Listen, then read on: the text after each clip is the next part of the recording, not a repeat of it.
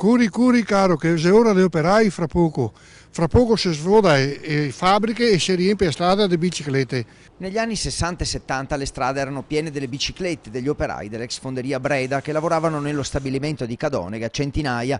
Ora rimane un edificio della fonderia, simbolo e ricordo di archeologia industriale, mentre nella restante area dell'industria sorgono condomini e abitazioni. Ma il simbolo di un pezzo di storia positiva del territorio è irriconoscibile, abbandonato al degrado.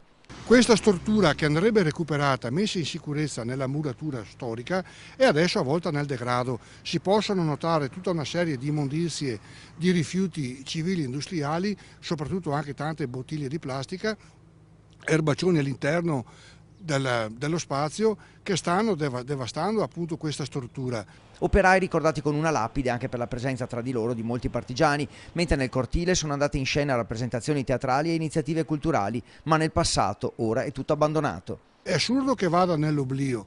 Allora molti cittadini sono indignati a vedere queste mura storiche che raccontano appunto la memoria di questi luoghi, a volte nel degrado. L'appello alla politica è che quando si parla di grandi opere, a volte si fanno opere impattanti che non servono a nulla nel territorio. Questa sarebbe una grande opera interessante. Questo edificio rappresenta l'occasione per tenere viva la memoria su un simbolo del passato industriale di Padova e del Veneto. I cittadini orgogliosi lo chiedono, l'amministrazione di Cadonega li ascolti.